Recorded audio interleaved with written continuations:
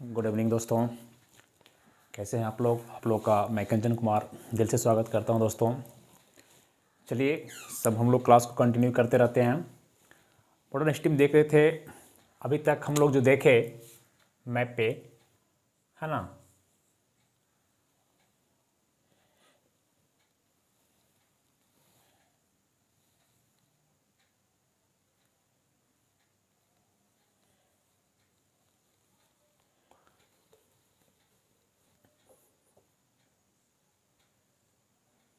बस ऐसे देख रहे थे, ठीक है।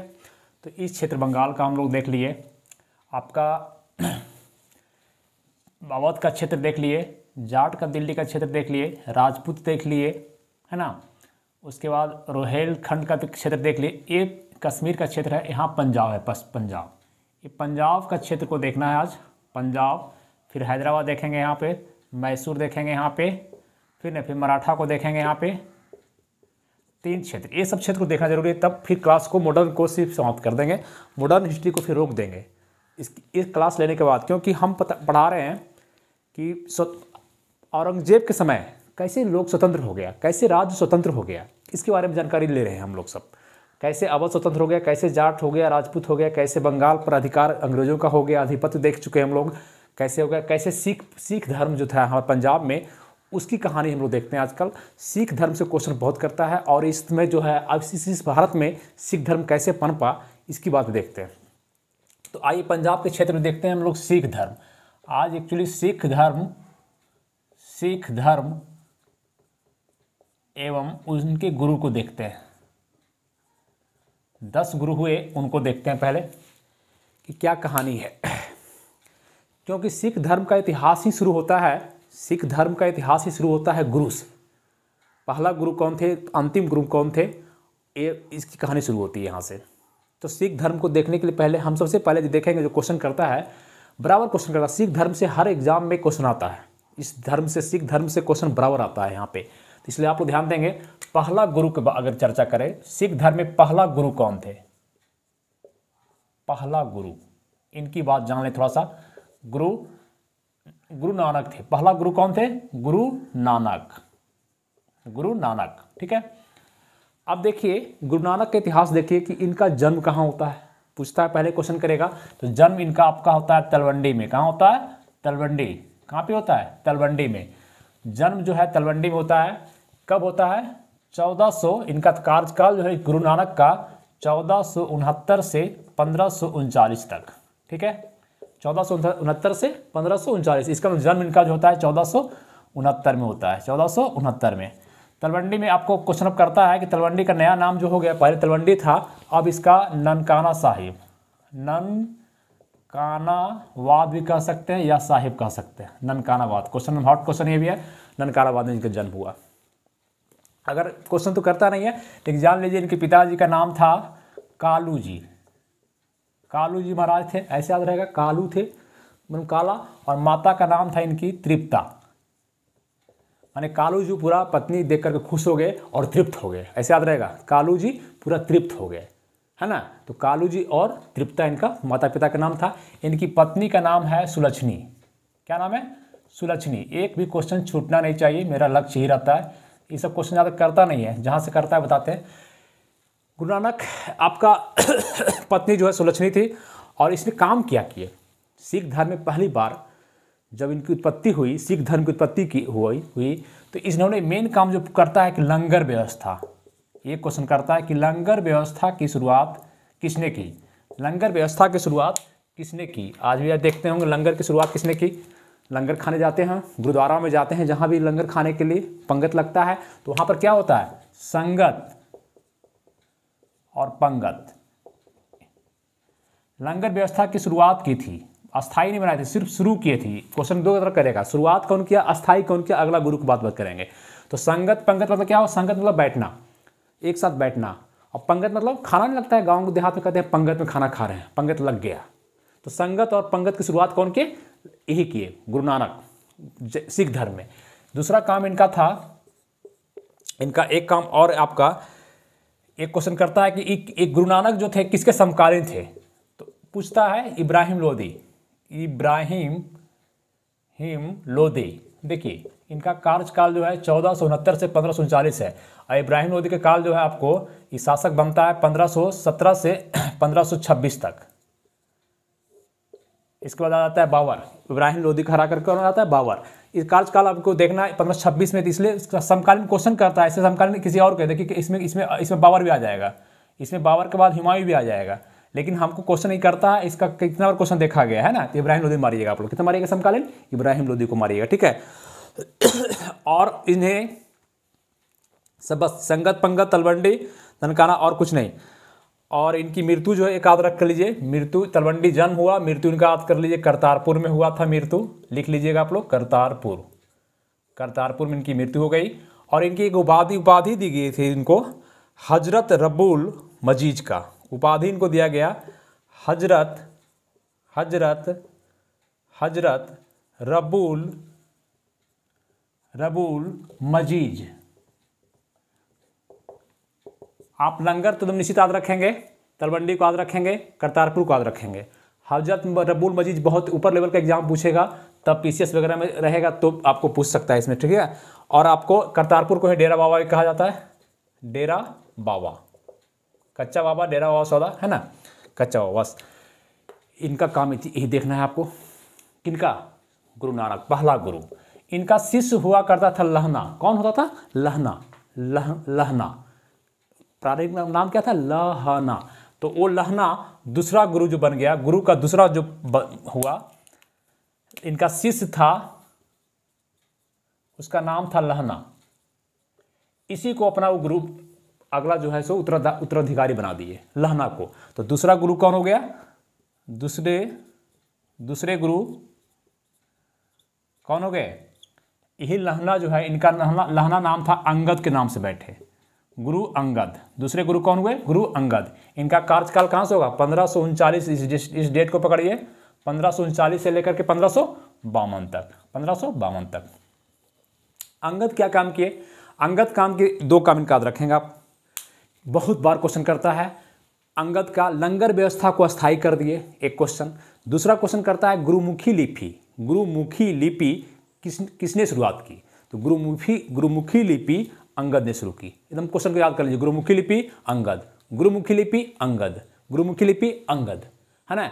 और लिपि क्या है जानते हैं, लिखने की जो शैली होती है लिपि कहलाता है। जैसे कि आप देवनागरी, हिंदी में आप लिखते हैं देवनागरी लिपि में, इंग्लिश में रोमन लिपि में लिखते हैं। आप हड़प्पा में जाइएगा तो भाव चित्रात्मक लिपि था, वहाँ पर शैली था।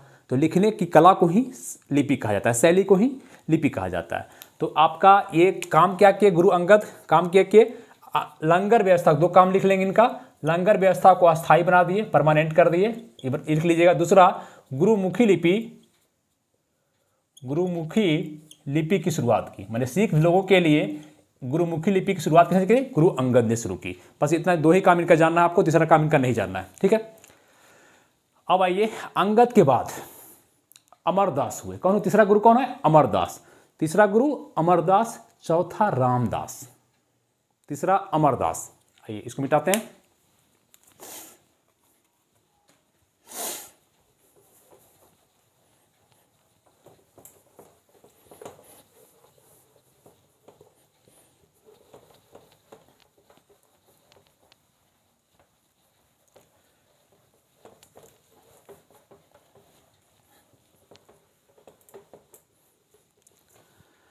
चलिए तीसरे गुरु को देखते हैं, अमरदास को।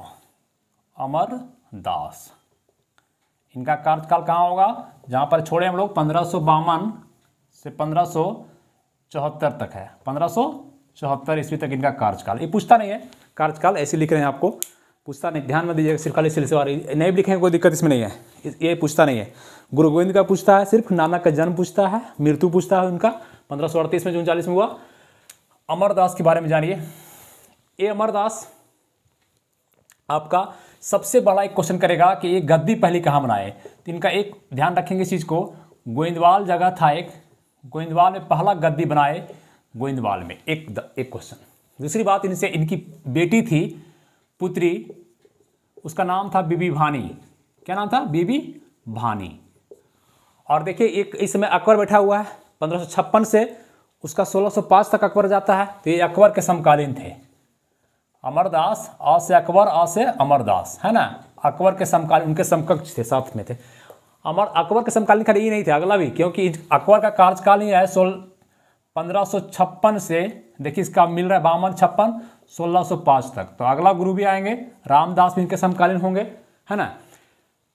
तो पहला बात, पुत्री बीर भानी गोविंदवाल जो जगह था, जो गद्दी बनाए थे अपना बैठने का जगह गद्दी, तो उस गद्दी में अकबर यहाँ गया था, गोविंदवाल गया था, ठीक है। और पुत्री बीबी भानी को उनको 500 बीघा, सोच लीजिए 500 बीघा जमीन दान में दिया। कौन? अकबर ने दिया बीबी भानी को, उनकी पुत्री को दिया, क्योंकि ये आपका एक्सेप्ट करते नहीं थे, गुरु थे, तो पुत्री को दे दिया 500 बीघा जमीन। तो दो चीज याद रखेंगे, एक गोविंदवाल और दूसरा 500 बीघा जमीन, आप याद रखेंगे, सिर्फ बस इतना ही याद रखेंगे। और अकबर के समकालीन थे बस। तीसरे गुरु नंबर दे रहे हैं हम, चौथे गुरु लिखेंगे आप। चौथे गुरु अमरदास का दामाद, माने पुत्री बीबी भानी की पति जो थे रामदास थे। कौन थे? रामदास। अब देखिए यहीं से बात होती है। तो रामदास का कार्यकाल जो है आपका 1574 से, जहां छोड़े हैं 74 से लेकर के 1500, आपको 74 से लेकर 81 तक, कहां तक है? 1574 से लेकर के 1581 लिख दिए सीधे। रामदास पुत्री बीबी भानी के पति हैं और इसको 500 बीघा जमीन दिया गया है। तो रामदास क्या करेगा कि इस 500 बीघा जमीन पे एक शहर बसाता है, अमृतसर शहर। अमृतसर शहर बसाता है। क्या बसाता है? अमृतसर शहर बसाता है ना। और बस कुछ नहीं, अमृतसर शहर को किसने बनाया? अमृतसर शहर को किसने बनाया? रामदास। किस पर? जिस 500 बीघा जमीन जो दिया गया था, 500 बीघा जमीन पुत्री बीबी भानी को, वही बना दिया। और रामदास क्या किए? रामदास का काम में एक आध आप और रख सकते हैं याद, कि ये आपको गुरु पद जो था उसको पैतृक कर दिए। क्या कर दिए? पैतृक बना दी। क्योंकि इनके तीसरे पुत्र जो थे अर्जुन देव, कौन थे? अर्जुन देव, वो 5वां गुरु होने जा रहे हैं। 5वां गुरु कौन हो गए? 5वें गुरु अर्जुन देव। कौन है? अर्जुन देव। एक रामदास के पुत्र हैं, मतलब पुत्री बीबी भानी के पुत्र हैं अर्जुन देव। आपको 5वें गुरु हैं। कैवें गुरु है? पहले ध्यान रखेंगे, 5वें गुरु। इनका कार्यकाल थोड़ा सा देख लीजिए, यहां से 1581 से 1606 तक इनका कार्यकाल यहां पर याद रखेंगे, क्योंकि यहाँ पे मृत्यु जो 1606 हुआ इंपॉर्टेंट हो जाता है। गुरु अर्जुन देव क्या किए? ये आपको पहली बात एकदम हॉट क्वेश्चन, आदि ग्रंथ की रचना किए। क्या है? आदि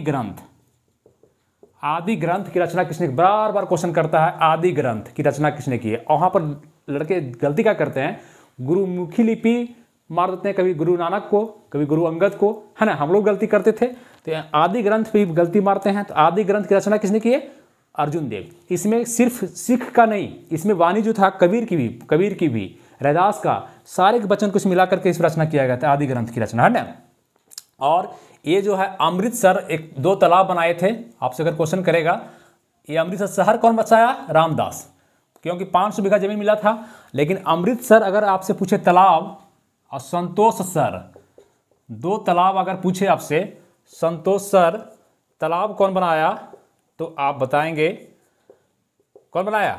अमृतसर तालाब और संतोष सर तालाब, 2 तालाब अर्जुन देव बनाया। कौन बनाया? अर्जुन देव। और ये अमृतसर जो तालाब था, उसी तालाब में हरमंदिर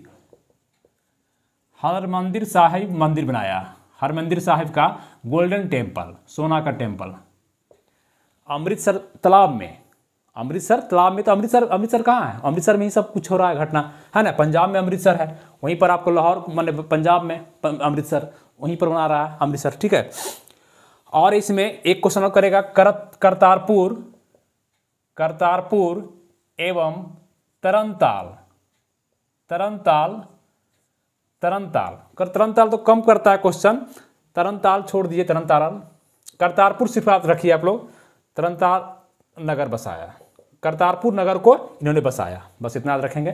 क्या क्या याद रखेंगे इसमें? अर्जुन देव में 5वें गुरु, आदि ग्रंथ की रचना किए, अमृतसर और संतोषसर तालाब बनाए, अमृतसर तालाब के बीच में हरमंदिर साहिब का मंदिर बनाए जो गोल्डन टेम्पल था, और क्या किए? करतारपुर नगर को बसाए। गुरु अर्जुन देव धार्मिक प्रवृत्ति के थे, और इनकी हत्या कर जाते हैं। इनकी हत्या कर देता है कौन? जहांगीर। क्वेश्चन करता है कि इनकी हत्या कौन कर देता है? जहांगीर कर देता है। क्यों कर देता है? क्योंकि जहांगीर का बेटा खुसरो था। कौन था? खुसरो। कौन था? खुसरो, है ना, खुसरो। ये जो है खुसरो अर्जुन देव के पास गया था मैंने मिलने के लिए, और उसको आपको सहायता कर दिए खुसरो को अर्जुन देव। इससे खफा होकर जहांगीर ने, उसमें जहांगीर शासक था, मैंने आपको यहाँ पर देखिए 1605 में अकबर की मृत्यु होती है और इसके बाद जहांगीर बन जाता है शासनकाल, तो जहांगीर इसकी हत्या करवा देता है। तो क्वेश्चन करेगा कि गुरु अर्जुन देव 5वें गुरु की हत्या किसने करवाया? तो जहांगीर ने। किसकी सहायता करने पर? खुसरो के मदद करने पर इसको सजा मिला। ठीक है, इसलिए अर्जुन देव को आप याद रखेंगे। चलिए बाकी अब जो 5 गुरु हो गए, और 6 नंबर गुरु और 7 नंबर और 8 नंबर 3 गुरु जो हैं इन ज़्यादा इंपॉर्टेंट है नहीं, तीनों हर पर हैं। हर गोविंद, हर राय, हर किशन, ऐसे याद रखेंगे। हर गोविंद, हर राय, हर किशन, तीनों हर है। ध्यान दीजिएगा, थोड़ा बना लीजिए। हर गोविंद, हर गोविंद, हर राय और हर किशन। ठीक है, 3 गुरु, हर गोविंद, हर राय और हर किशन। अब बताइए कि हर गोविंद क्या करेगा? छठा गुरु है, ये अर्जुन देव का पुत्र है। अर्जुन देव की हत्या कर जाती है, तो ये जब बैठेगा गद्दी पे, जैसे ही गुरु बने, तो पहली बात कि एक लड़ाकू प्रवृत्ति का पैदा होगा। सैनिक, ये क्या किया कि सैनिक शिक्षा प्रारंभ कर दिया। क्या कर दिया? सैनिक शिक्षा दी, सैनिक तैयार करो। और सिख लोगों को लड़ाकू प्रवृत्ति का बना दिया। लड़ाकू जाति में, मैंने लड़ाकू जातियों में प्रवृत्ति कर दी। आप पहले लिख सकते हैं कि इसने सैनिक शिक्षा प्रारंभ की, सैनिक शिक्षा प्रारंभ कर दी। सिख जाति को लड़ाकू प्रवृत्ति बना दिया। लड़ाकू बनाने वाला यही है, सिख जाति को लड़ाकू जाति बनाने वाला ही है ना, लड़ाकू जाति बनाने वाला यही है। और क्या करेंगे?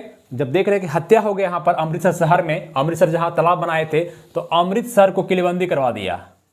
अमृतसर शहर को, जिसका स्थापना रामदास किए थे, अमृतसर शहर को किलेबंदी, चारों तरफ से घेर दिया, किलेबंदी करवा दिया। ठीक है, किलेबंदी करवा दिया। और वहां पर जो है किलाबंदी जो किया पूरा, तो अकाल तख्त बना दिया। क्या बना दिया? अकाल तख्त, 12 फीट ऊंचा। अकाल तख्त क्या है? जैसे मेरी हाइट क्या है? 5.5 मैंने 6 फीट लमसम, तो 12 फीट पे अकाल तख्त बना दिया, मतलब ऊंचा बैठने के लिए। अकाल तख्त का अर्थ होता है ईश्वर का सिंहासन, और वहां पर गुरु बैठते थे अकाल तख्त पे। तो कहां पर बैठते थे? अमृतसर में। तो अमृतसर शहर को क्या किया? किलेबंदी किया। और अकाल तख्त पूछेगा, अकाल तख्त की स्थापना किसने की? तो हरगोविंद ने की। अकाल तख्त क्या है? इसका अर्थ क्या होता है? ईश्वर का सिंहासन, ईश्वर का सिंहासन, है ना, ईश्वर का सिंहासन। ठीक है, तो आप पहले ध्यान रखेंगे, अमृतसर किलेबंदी किया। अकाल तख्त निश्चित रखें, अकाल तख्त की स्थापना कौन किया? हरगोविंद किया। सैनिक शिक्षा प्रारंभ कर दिया। सिख लोगों को लड़ाकू जाति का बना दिया, ताकि कि अगला कोई हत्या नहीं कर सके कोई राजा ऐसा। क्योंकि यहाँ पर क्या है कि मुगल बैठा हुआ है ना, इसमें देखिए शासन, देखिए इसमें मुगल का शासनकाल चल रहा है सब। 1617, अभी 1600 जो चल रहा है, 1500, 1600 सब मुगल का भी। 1707 तक तो औरंगजेब ही रहता है, जो इसका भारत विस्तार यहाँ से यहाँ तक रहता है, औरंगजेब ही रहता है। तो मुगल का शासक है, तो मुगल यहाँ बैठा हुआ दिल्ली में, है ना, दिल्ली में कौन बैठा हुआ है? मुगल बैठा हुआ है। यहाँ पर सिख है, और इसमें तो थोड़ा सा हर बार तो इसका पर हर जगह से झगड़ा तो होगा ही। तो आपका ये हरगोविंद में इतना रखेंगे। ठीक है, हर राय का कुछ याद रखना नहीं है, सिर्फ हर राय में आपको अगर पूछेगा। हाँ, हरगोविंद का कार्यकाल देख लीजिए, 1606 से 1645 तक जाता है, याद नहीं करना है। ये हम जो लिख रहे हैं सिर्फ हमको याद रहेगा, आप नहीं लिखेंगे। 1606 से 1645 तक, और 1645 से 61 तक इसका कार्यकाल है हर राय का, है ना। हर राय गुरु रहते हैं, तो इसमें कुछ जाना नहीं। हर राय को, हाँ, इसमें कुछ हुआ नहीं। देखिए कहानी बहुत है, कहानी चर्चा करेंगे तो टाइम लंबा होगा, कुछ फायदा होगा नहीं। हर राय में होता क्या है कि ये हर राय जो जिसमें रहता है, देखिए 1645 से अगर देखा जाए, कहानी अगर हम बताएं 1645 से 61 के बीच, 1645 से 61 के बीच, इसी समय 1658 में आपको औरंगजेब शासक बनता है। जहांगीर की मृत्यु के बाद औरंगजेब बनता है। और जानते हैं कि शाहजहाँ का एक बेटा बड़ा विद्वान दारा शिकोह था, और औरंगजेब था। उस समय उन लोग में उत्तराधिकारी का युद्ध हो रहा था, सामूगढ़ का युद्ध हुआ था एक, है ना, सामूगढ़ का युद्ध हुआ था। उसके बाद दारा सिकोह जो है मिलने चला गया, किससे? हर राय से। बताइए इसकी क्या गलती? हर राय से मिलने चला गया दारा सिकोह, औरंगजेब शासक बन गया। तो औरंगजेब बुलवाया इसको हर राय को, तुम आओ, है ना। तो हर राय को बुलाया गया दिल्ली की, आइए आप सिख, आप हर राय गुरु आइए हमसे मिलने के लिए। ये डर से मिलने नहीं गया और अपना बेटा को भेज दिया राम राय को। किसको? राम राय को। बेटा गया मिलने के लिए, जैसे औरंगजेब बोला वैसे काम कर लिया वो। औरंगजेब खुश हो गया, उसके मैंने उसके विचार से, उसके मैंने जो दिया लोभान प्रलोभान, उससे खुश हो गया वो राम राय, इनका बेटा। लेकिन ई गुस्सा गए, हर राय अपने बेटा पर गुस्सा गए और इसलिए अपने बेटा राम राय को गद्दी नहीं दे करके, गुरु पद नहीं दे करके, क्योंकि गुरु पद पैतृक हो गया था, रामदास ही पैतृक कर दिया था, वंशानुगत कर दिया था, अब वंश वाला ही बनेगा। तो अपना बेटा, बड़ा बेटा राम राय को नहीं बना करके ये छोटा बेटा हरकिशन को बना दिए, जो कि मात्र 6 वर्ष का था बच्चा, है ना, ये मात्र 6 वर्ष का था। तो आपका इसमें कुछ है नहीं, तो हर राय को कुछ देखना नहीं है, हर राय में कुछ नहीं, देखिए छोड़ दिए, बस कहानी बता दी आपको। हरकिशन इसकी 6 वर्ष में था, ये आपको सबसे कम समय शासन किया। एक क्वेश्चन करेगा कि सबसे कम समय शासन नहीं कही, सबसे कम समय गुरु के पद पर कौन रहा, तो हरकिशन बोलेंगे, क्योंकि मात्र 6 साल लिख रहे हैं। मतलब देखिए 1661 तक ही था, तो 1661 से 64 तक, 6 साल नहीं 64 तक, 6 वर्ष में तो शासक मैंने गुरु बना, 6 वर्ष की उम्र में गुरु बन गया। और 64 में इसकी मृत्यु चेचक से हो जाती है, चेचक हो जाता है, बच्चा ही है, 6 साल में गद्दी बैठा और 3 साल गद्दी पर रहा, तो देख रहे 9 साल में मर गया। तो ये आपका जो है सो चेचक से इसकी मृत्यु। पूछता है क्वेश्चन कि चेचक से किस गुरु का मृत्यु हो गया, इसलिए लिखा है इसको, चेचक से किस गुरु का मृत्यु हो गया, तो आप मारेंगे हरकिशन को। किसको मारेंगे? हरकिशन को, ठीक है। कहानी देख लिए। 9वें गुरु आइए, 9वें गुरु गुरु तेग बहादुर, गुरु तेग बहादुर, है ना, गुरु तेग बहादुर। इनका कार्य यहाँ पर 1664 से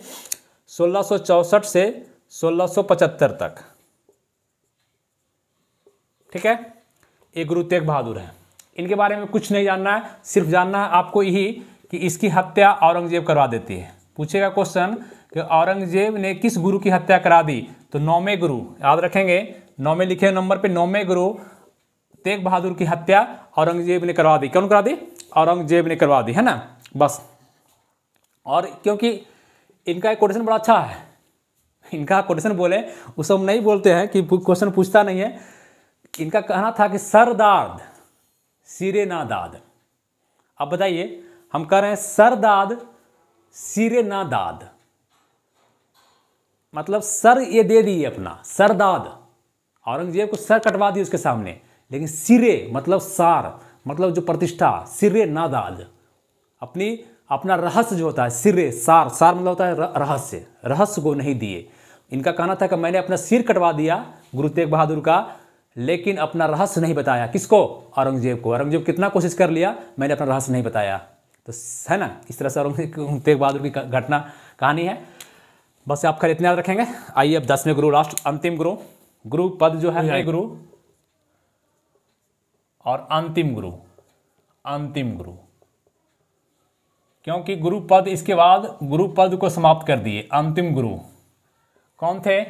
गुरु गोविंद सिंह, गुरु गोविंद सिंह, है ना, गुरु गोविंद सिंह। इनका कार्यकाल जहां छोड़े थे 1675 से लेकर 1708 तक, 1708 औरंगजेब की मृत्यु के बाद। औरंगजेब की मृत्यु 1707 में होती है, उसके बाद 1708 में मृत्यु इनका कर दिया जाता है, नांदेड़ में इनका मृत्यु कर दिया जाता है गुरु गोविंद सिंह की।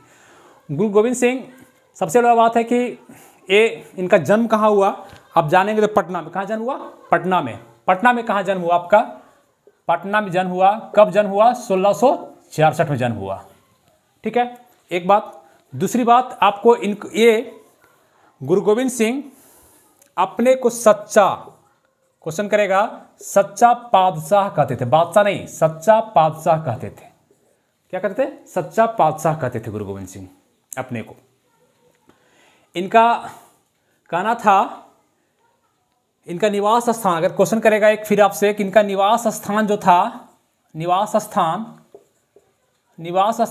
आनंदपुर साहिब था। लेकिन कार्यालय जो था, काम करने का जो निवास स्थान था आनंदपुर साहिब, लेकिन कार्यालय कहाँ था उनका, जहाँ से काम करते थे सब, तो पाओता लिखा रहेगा कहीं पे रहेगा पाओंटा, है ना, दोनों रहेगा लिखा हुआ। ये हिमाचल प्रदेश में था, कहाँ था, हिमाचल प्रदेश में है। पाओंटा कहाँ है, क्योंकि ये जंगल का क्षेत्र था, वन का क्षेत्र था, और इनको बहुत पसंद था, पहाड़ी क्षेत्र था, और पहाड़ी क्षेत्र जो है आपको गुरु गोविंद सिंह को बहुत पसंद है ना। और इनका आप देखिए, गुरु गोविंद सिंह जो आपको कहते थे 5 ककार, सिख को 5 ककार रखना चाहिए, 5 ककार, जिसमें ककार हो, क्या 5 ककार, केस, ऊपर से चलिए, केस, है ना, केस में कंघा लगाते हैं तो कंघी जी, है ना। फिर कहते थे कच्छा, केस कंघा लगा लिए, कच्छा हो गया जो पहनता है, पैंट अंडरवियर पहनते हैं हम लोग अभी, और कच्छा होता है ना, उसकी जगह पर कच्छा पहनते थे। कच्छा पहनना चाहिए, कंघा रखना चाहिए, केस रखना चाहिए, और हाथ में कड़ा होना चाहिए। क्या होना चाहिए, अभी भी देखिएगा सिख लोग सब इसका सब पालन करते हैं। और कृपान होना चाहिए, कृपान मतलब जो आपको देखते हैं कि आपको हथियार जो होता है वहाँ तलवार टाइप के कृपान, तो ये आपको हर एक सिख को रखने के लिए बोले थे, केस, कंघा, कच्छा, कड़ा, कृपान रखना चाहिए। 5 ककार याद रखिएगा आप लोग, 5 ककार रखना चाहिए, है ना। इन्होंने 1699 ईस्वी में खालसा पंथ की स्थापना की थी। क्या चीज, खालसा पंथ की स्थापना 1699 में खालसा पंथ की स्थापना की थी। खालसा का अर्थ होता है क्या, इसका अर्थ होता है शुद्ध या विशेष। खालसा का अर्थ ही पूछेगा कभी आपसे तो कहिएगा शुद्ध या विशेष, है ना। और इनके बारे में अगर क्वेश्चन किया जाएगा कि इन्होंने रचना कौन कौन सा किए, रचना पूछता है इनका क्या क्या सा रचना है, तो एक हॉट क्वेश्चन हमेशा आता है विचित्र नाटक। क्या आता है, विचित्र नाटक, एक में कर दीजिए इसको, विचित्र नाटक क्वेश्चन बराबर पूछता है। रचना तो बहुत किए हैं, विचित्र नाटक आप याद रखेंगे। आपको चंडी चरित्र भी लिख देते हैं, हम लिख देते हैं चंडी चरित्र, आपको कृष्ण अवतार और दशम ग्रंथ, इतना तो याद नहीं रहेगा आपको, लेकिन विचित्र नाटक याद रखेंगे, कम से कम विचित्र नाटक याद कर लेंगे। बाकी देखा जाएगा, ऑप्शन में कभी देगा तो छाट लेंगे, दशम ग्रंथ भी देख सकते हैं, लेकिन आपको विचित्र नाटक एकदम याद रहना चाहिए, ठीक है। गुरु गोविंद सिंह के 2 पुत्र, एक क्वेश्चन भी करता है, गुरु गोविंद सिंह के 2 पुत्र जोरावर सिंह एवं फतेह सिंह, इसकी हत्या दीवार में चुनवा के कर दी गई। कहा जाता है कि सरहिंद का फौजदार था, मुगल फौजदार, सरहिंद का मुगल फौजदार है, फौजदार, उसका नाम देखिए वजीर खां, वजीर प्रधानमंत्री भी होता था, वजीर खां, एकदम याद रखेंगे। कहाँ का फौजदार था, मुगल का फौजदार था, मुगल इसको नियुक्त किया था, मुगल फौजदार था ही वजीर खां, सरहिंद का, कहाँ का था, सरहिंद का फौजदार था, है ना। और सरहिंद का फौजदार था, और ये अटैक किया तो जोरावर सिंह को और फतेह सिंह को और गुरु गोविंद सिंह की मां को, तीनों को गिरफ्तार कर लिया और ले गया दरबार में। वहां पर आपको जो है सो मुगल दरबार में खड़े दीवार में चुनवा दिया गया, जिंदे दीवार में लगा करके दीवार को लगा दिया गया, ईंटा लगा दिया गया, चुनवा दिया गया। इस तरह से जोरावर सिंह फतेह सिंह की हत्या हो गई। और इनकी माँ मान गुरु गोविंद सिंह की माँ भी आप वहीं पर मर गई इस घटना को देख करके। तो आपको पूछेगा जोरावर सिंह फतेह सिंह कैसा रहेगा, जोर लगाइएगा ज़्यादा तभी फतह मिलेगा, ऐसा याद रखिएगा। जोर जहाँ लगाइएगा, जिस चीज़ में तैयारी कर रहे हैं जोर लगाइए, कस के पूरा जोर लगाइए, फतह कर लीजिएगा, आप कंपटीशन को फतह कर लीजिएगा। तो जोरावर सिंह फतेह सिंह, है ना, याद रहेगा। जोरावर सिंह फतेह कौन था, वजीर खां था, कहाँ का फौजदार था, सरहिंद का फौजदार था, जिसने इनकी हत्या कर दी, है ना, इनकी हत्या करवा दी। बस इतना ही याद रखेंगे आप लोग और कुछ नहीं इसमें, ठीक है। उसके बाद लास्ट है 1708 में गुरु गोविंद सिंह की हत्या कर दी जाती है नांदेड़ जगह। पूछता है क्वेश्चन, नांदेड़ जगह में गुरु गोविंद सिंह की हत्या कर दी जाती है 1708 में। ठीक है, इस तरह से गुरु गोविंद सिंह गुरु के पद को समाप्त कर दिए, मतलब आगे गुरु नहीं होगा, ये पद समाप्त कर दिए गुरु को। और आगे आपका इनका जो भक्त था उसका नाम है बंदा बहादुर, बंदा कहलाया वो। क्यों कि वो जो है सो गुरु से मिले थे, नांदेड़ में ही जाकर मिला था ये, इसका नाम बंदा बहादुर। आगे जो कहानी है बंदा बहादुर, इसका कार्यकाल यहाँ शुरू होगा 1708 से शुरू होगा और 1716 तक जाएगा। ये इसको फर्रुखसियर हत्या करवाएगा, क्योंकि मुगल शासक फर्रुखसियर है। यहाँ पर आप मुगल शासक कौन था? फर्रुखसियर, है ना। यहाँ पर शासक कौन था? गुरु गोविंद सिंह को एक क्वेश्चन बताए थे आपको सिख में, गुरु गोविंद सिंह